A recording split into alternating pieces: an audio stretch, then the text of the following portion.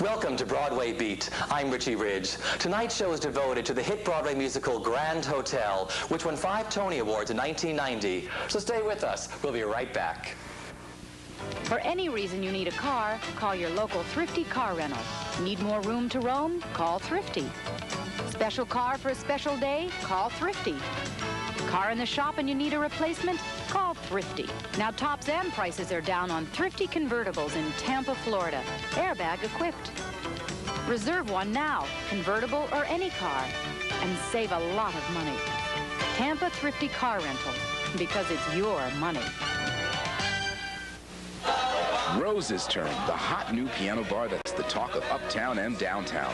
55 Grove Street, home of stars for 40 years. So let us entertain you with the party atmosphere of our piano bar, the incomparable fun of our open mic with the stars of tomorrow, and our brand new 55 Grove Street Cabaret upstairs with shows Thursday through Saturday. Come on down to downtown celebration of talent and good times. Rose's Turn, 55 Grove Street in Greenwich Village. Welcome back to the show and Grand Hotel.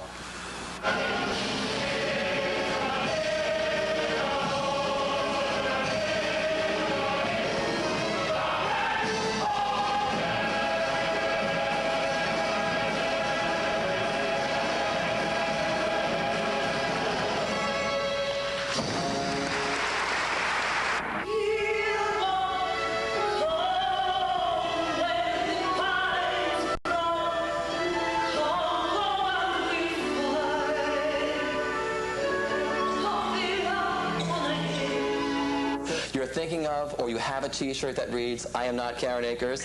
No, actually, it's a reference to a Frank Rich critique. He came back and saw the show, and he went through the whole cast, and he said, "The not untalented Caitlin Brown tailors her hair, voice, and makeup to that of her predecessor, Karen Akers. One wonders if this is to flatter Miss Akers' performance or to give her the creeps." So the cast gave me a T-shirt that said, "Not untalented Frank Rich," New York Times. And although I have thought of doing a cabaret show and coming out in the red wig and then whipping it off and saying, "I gotta be me." But no, everyone does think that I'm Karen.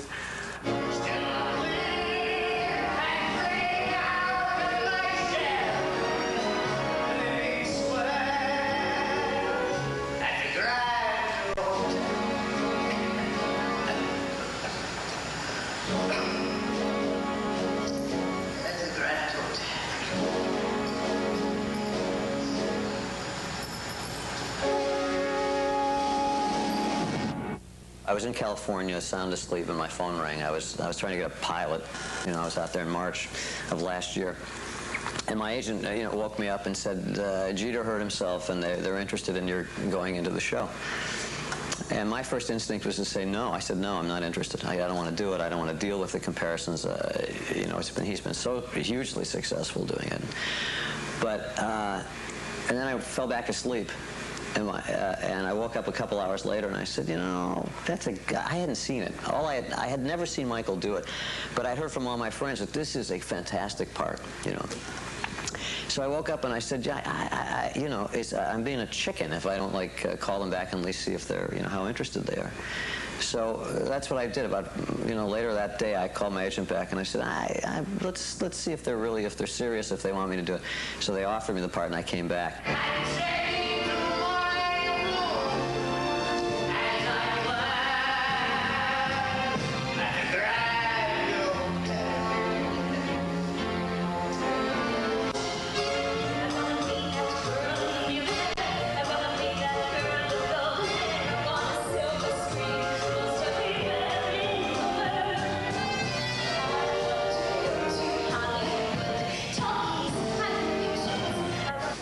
You've been with Grand Hotel from the very beginning, starting in the chorus and understudy to the role you play now, which is Flemschen. And as we know, understudies are not always chosen to take over the roles when they're vacated. Tell us about your being cast in the role. Well, being cast in the role really, like you said, it's not easy for an understudy to take over a role, and I believe that it's one of Tommy Toon's policies not to let an understudy take over because they become too valuable in the position that they're in. I left the show right after the Tony Awards to go do a play, and it was just a matter of timing for me. I mean, as far as going away, and then Jane Krakowski left her contract early, and they contacted me and asked me if I would come back on an 8-week trial contract, and then with the possibility of extending for a year. So it worked out. The timing was right. Had I still been in the show, I don't think it would have happened that way. And so I feel really lucky that it did.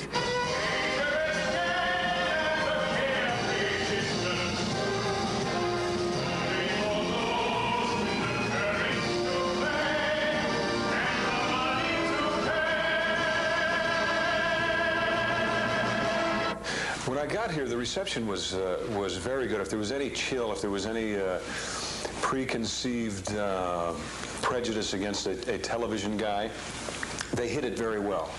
I didn't experience anything like that.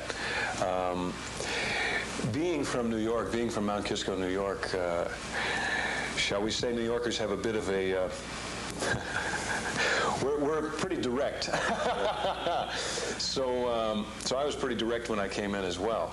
And I'm a big fan of Broadway, and I think people can tell that. And I think, you know, when you come in, if you think you're really something, you know, because you've been on a television show or something, they can tell that right away. But if you come in, as I did, just being thrilled with the opportunity to be here, I think they can tell that as well. And so shall we say the Broadway dog knew that I liked it, so it didn't bite me.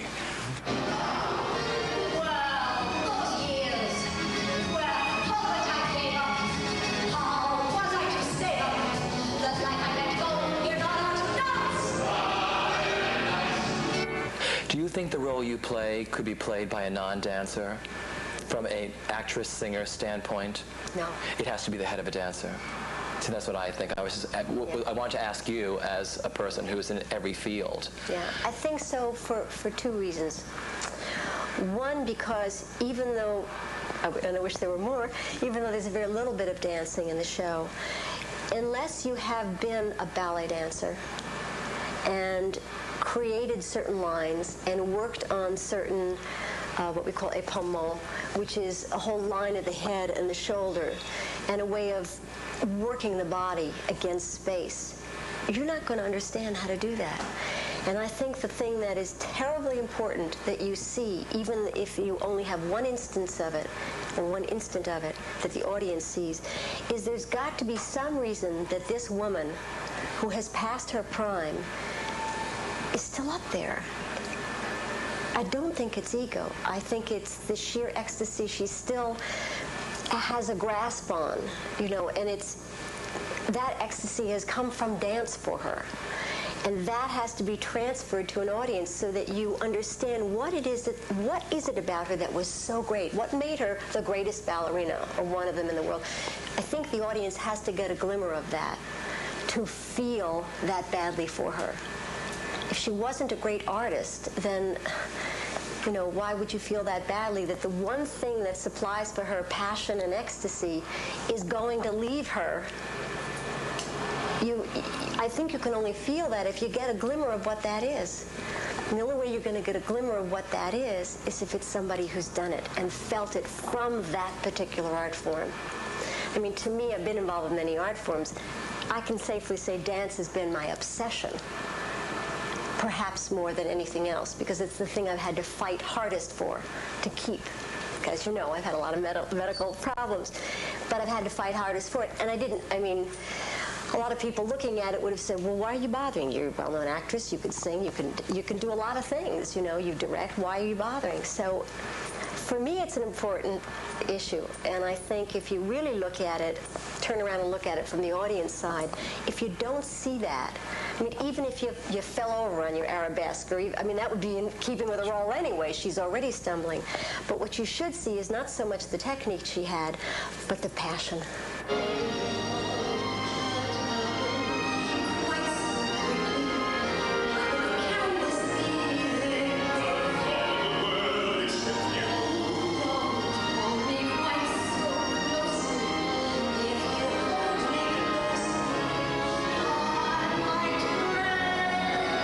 became a Christian about 4 years ago, and that grounded me. That took my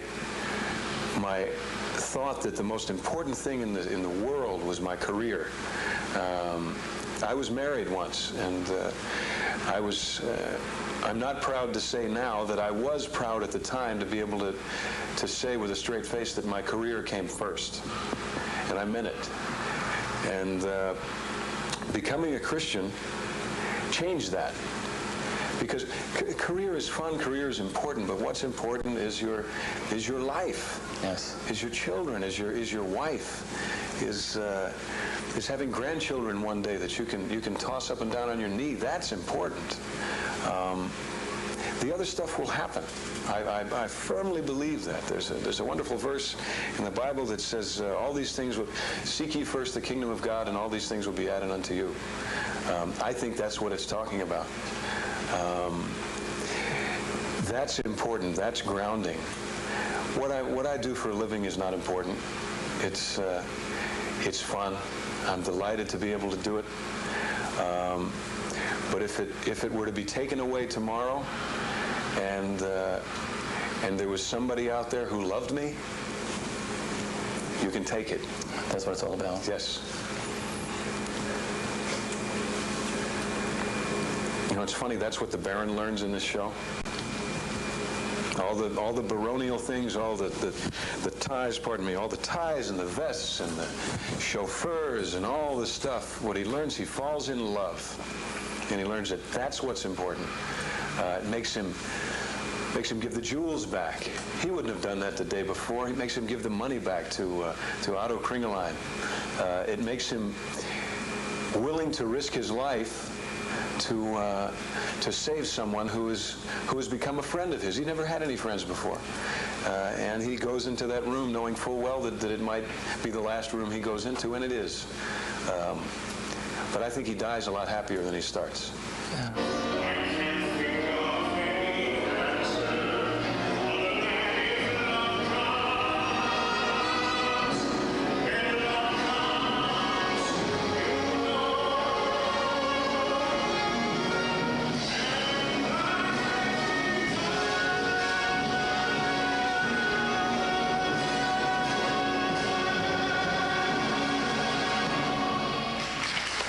Broadway people return to our visit with Grand Hotel after this message.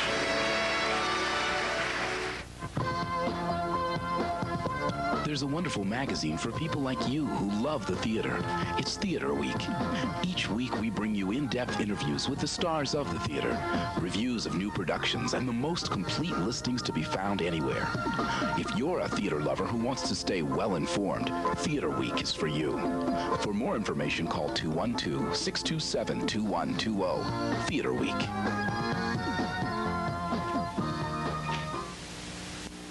Don't Tell Mama, 343 West 46th Street, featuring entertainment 7 nights a week. Come join the festivities in our front room piano with sing-alongs and open mic 9:30 to 3 a.m. In our back room cabaret, we present some of New York's finest cabaret entertainers. 2 shows nightly.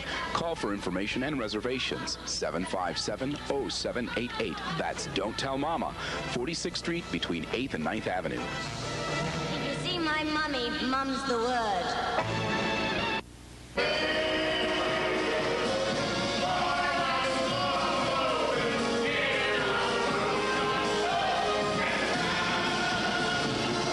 I rehearsed for 5 days and went on, and I never saw Michael do it at that point, which was kind of good, kind of a nice way to do it, because I didn't have to feel that I had to match anything, because I didn't know what he did.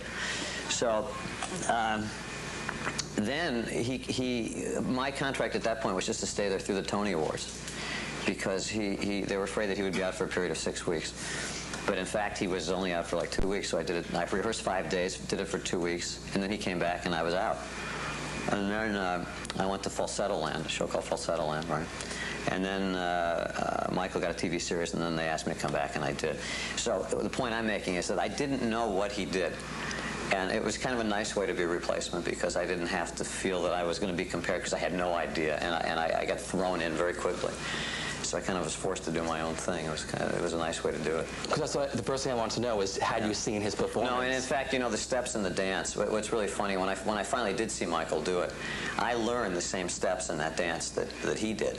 But if you put aside, you know, if you watched him do it and then watched me do it, the steps are unrecognized. I mean, I didn't recognize one step that I had learned in what he did. You know, and I'm sure he felt the same way when he came back and saw me. It's idiosyncratic, and it was interesting to see it. I turned to Nikki Harris, the dance captain, and I said, "Well, what steps are those?" You know, and she said, "Yeah, well, that's his thing, and you're doing yours." Rubber man. He was sort of like Rubber man. Well, he can get his leg up like over his head. See, and I can't do that. I mean, my wife is a ballet dancer, and she came to the show one day and she said, "You know, honey, your leg doesn't go up that high. Let's be honest." She said, "But you're looking at it. Don't look at it." She said, "If you throw your arms up and lift your head way up and throw your arms up," she said, "nobody will know that your leg isn't going up that high." So the next night I went out there and I did it. I threw my arms up and threw my head back and I fell. I fell over like a tree, backwards on my back.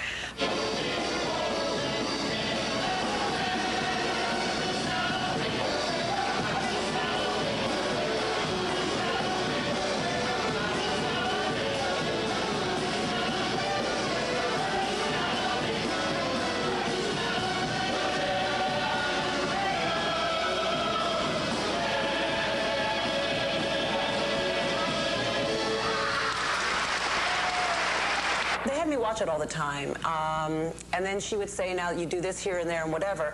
And because I was going in with Lilian Montevecchi, I had a responsibility to not totally change everything on her either.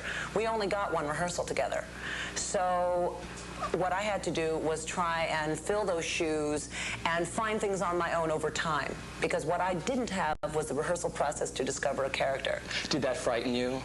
It didn't frighten me, although it was frustrating because there were things I would have rather have done with the character. I mean, my total backstory for this character has nothing to do with what Karen's is. We discussed it, and I did not read the book. I did not see the movie. So what did you do? I took it from the text, which is the way I've been taught to do it. Everything you need as an actor is in the text, all your details, and then you react in the moment to whatever you're getting from the other character. And if you're stuck, then you would say to the other person, "Oh, why are you doing that? I need a little more information." "Oh, it's because you had this. Oh, I see. Okay, now I know why you're giving me this look or you're giving me this touch."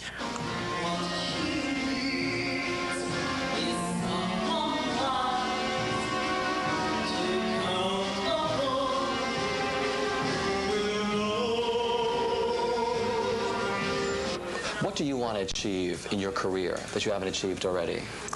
I'd like to originate a role on Broadway. I would like to do films. And I would like to get to the level in my career where I can choose vehicles that I think enhance life. I think there's a lot of stuff going on right now that's real shock value. There's a lot of communication being sent out that is very negative. And I really don't want to be a part of that. I don't mind the bad guy in something that's overall positive, but to just do that kind of shocking, the nudity, the violence, the whole bit, without having some other message in that, without learning something from it, to me is just worthless. It doesn't mean anything. I want to do things that enhance life. I want to sing. I'd like to record an album. I just went into the studio for the first time with my own music. And I'd like to let people know that I think the reason we're on this planet is to talk to each other. Well, this is kind of a wacky story. I was looking forward to my vacation because you have to wait 6 months after a show opens to take your vacation. So I was going to Acapulco, and I was so excited. I couldn't wait to get out of town, and all of a sudden the day was there, and I went off to Acapulco, and I was there for 6 hours, and I got a call from the theater. And they were like, "You have to come back. Jane is ill, and we don't have anyone to go on. There's a flight leaving tomorrow at 6:45 in the morning, and you have to come back." Well, immediately I started crying because I had looked forward to this vacation for so long. And so I got on the plane the next morning, cried the entire way back. I was hungover because all I did when I got there was drink Corona beers because they're like, "Yeah, I'm in Acapulco." And then I came back and went on.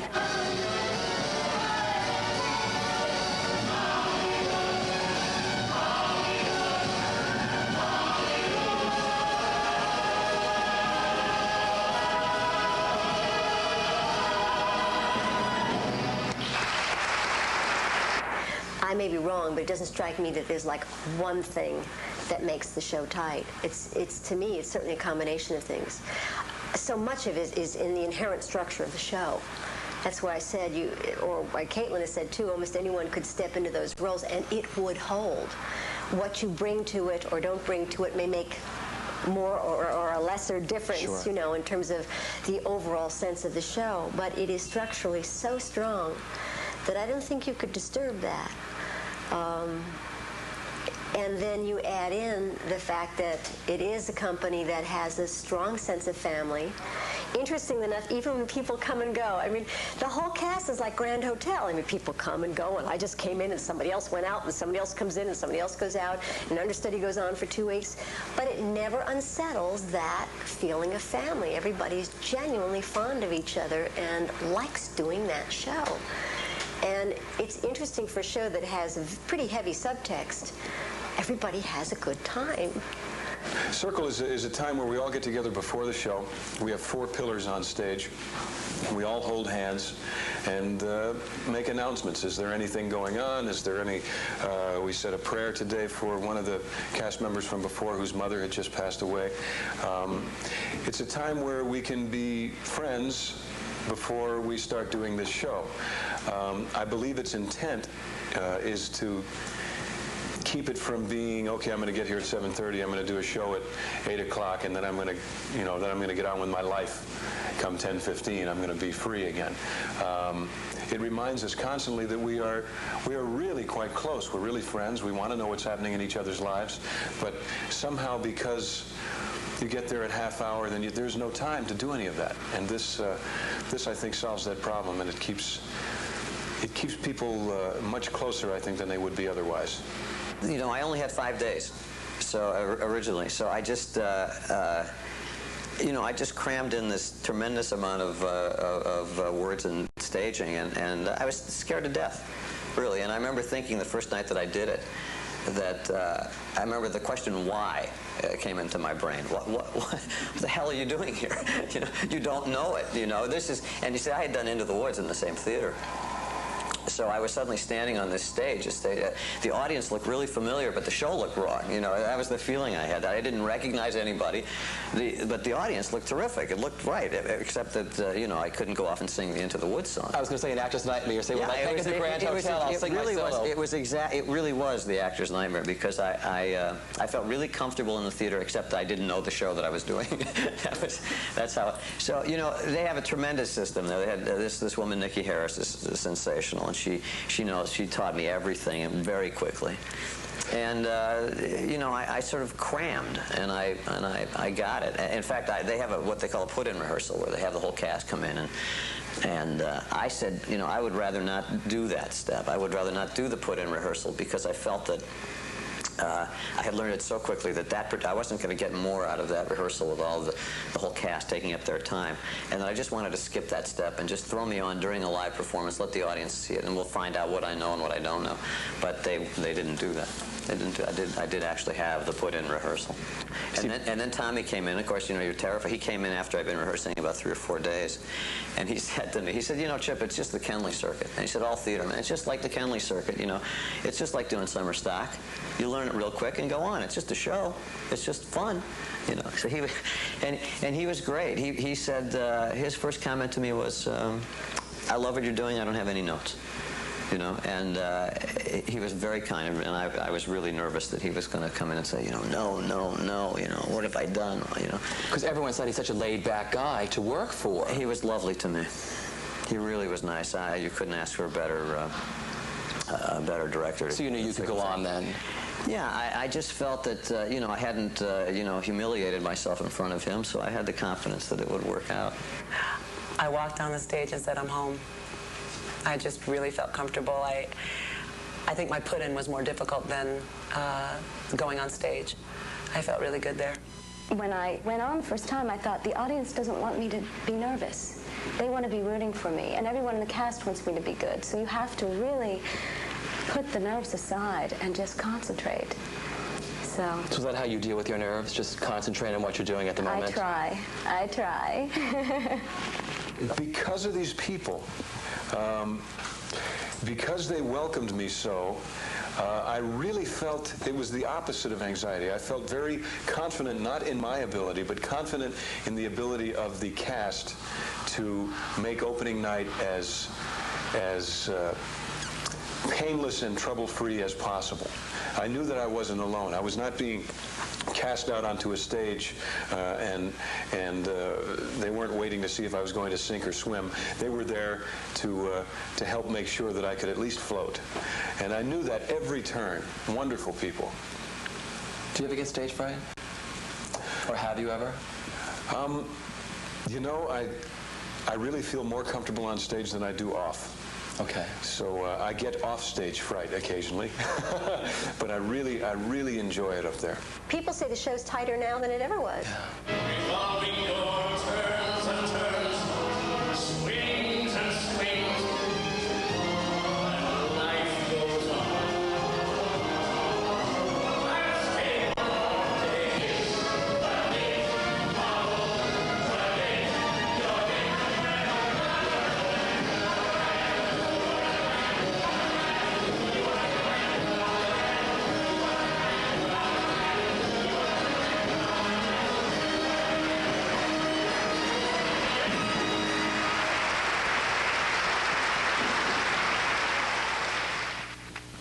For any reason you need a car, call your local Thrifty car rental. Need more room to roam? Call Thrifty. Special car for a special day? Call Thrifty. Car in the shop and you need a replacement? Call Thrifty. Now tops and prices are down on Thrifty convertibles in Tampa, Florida. Airbag equipped. Reserve one now, convertible or any car, and save a lot of money. Tampa Thrifty car rental, because it's your money.